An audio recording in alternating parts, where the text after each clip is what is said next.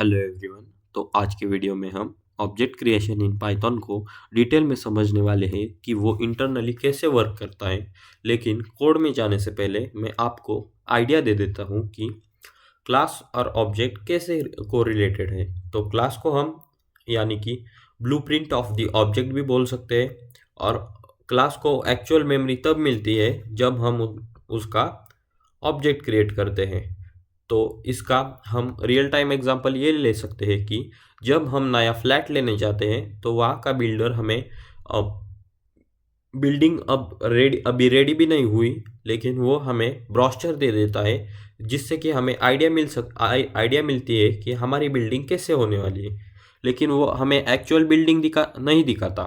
तो जब उसे ही हम क्लास के साथ मैप कर सकते हैं। लेकिन ऑब्जेक्ट ऑब्जेक्ट हम उसे बोल सकते हैं जब हम उस फ्लैट में रहने जाते हैं, और उस जो हमें ब्रोशर में एक फ्लैट दिखाया गया था उसे एक्चुअल मेमोरी मिलती है, तो उसे ऑब्जेक्ट बोला जाता है। हम एक एग्जांपल लेते हैं, क्लास और डेमो। और पाइथन में हमें क्लास डिफाइन करने के लिए क्लास कीवर्ड का यूज़ किया जाता है, और इसमें कंस्ट्रक्टर बाय डिफ़ॉल्ट नहीं आता, हमें लिखना पड़ता है इनिट नाम से। और कंस्ट्रक्टर को एक सेल्फ नाम का पैरामीटर होता है। यह हम आगे जाके डिस्कस करने वाले हैं, लेकिन अभी मैं जनरल आइडिया देता हूँ कि सेल्फ में डेमो नाम के ऑब्जेक्ट का एड्रेस होता है, लेकिन पाइथन में ज़्यादातर एड्रेस नहीं होता। लेकिन मैं आपको सिखाऊंगा, डायग्रामेटिकली सीखेंगे हम आगे। तो यहाँ पे प्रिंट में हम चेक करेंगे कि जैसे ही हम क्लास का ऑब्जेक्ट बनाते हैं वैसे ही कंस्ट्रक्टर को कॉल जाता है। ये देखने के लिए हम ये लाइन लिखते हैं, और यहाँ पे हम ऑब्जेक्ट स्टोर करेंगे, और डेमो का ऑब्जेक्ट बना दिया हमने। सो यहाँ देख सकते हैं हम कि जैसे ही हमने डेमो का ऑब्जेक्ट क्रिएट किया, वैसे ही कंस्ट्रक्टर को कॉल गया। तो ये बेसिक आइडिया है about the constructor and object. लेकिन हम ऑब्जेक्ट क्रिएशन के बारे में डिटेल में पढ़ेंगे कि वहाँ कौन कौन से दो मेथड होते हैं जो कि ऑटोमेटिकली कॉल किए जाते हैं, और ये इंटरनली कॉल होते हैं। वो हमें दिखते नहीं, लेकिन वो कॉल होते हैं। सो ये बेसिक आइडिया है, तो हम इसे सेव करते हैं।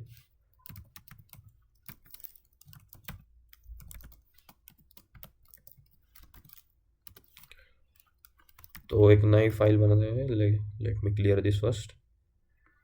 सी now here, as you can see, let's take again that new class for the basic idea.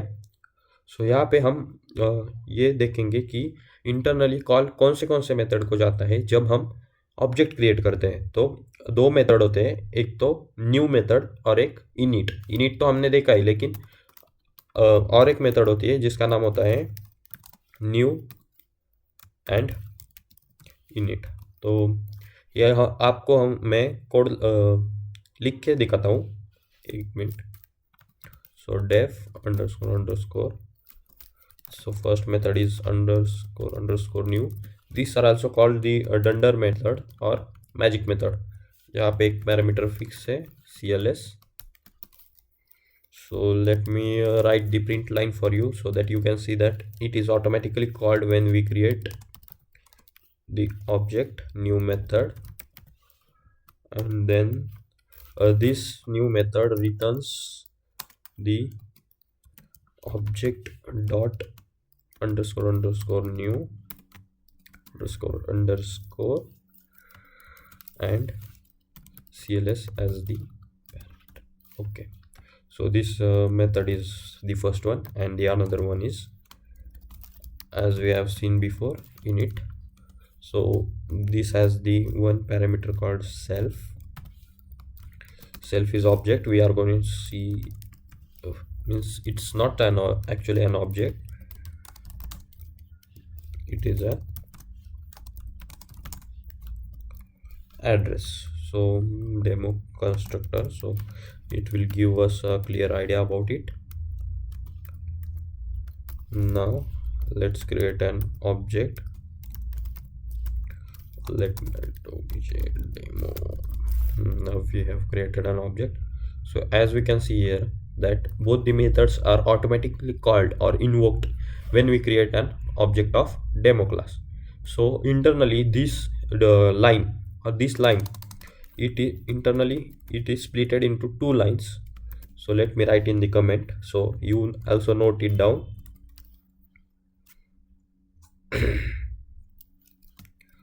Underscore underscore new underscore demo. It takes the name of the class, and then below it there is another line called underscore underscore init,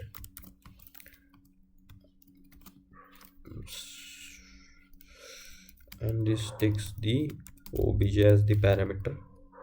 Means basically we have now the clear idea of that when we create an object in Python, it is split into two lines. These are the two lines where these are basically two dunder methods or the magic methods which are called when automatically when an object in Python is created. Thank you.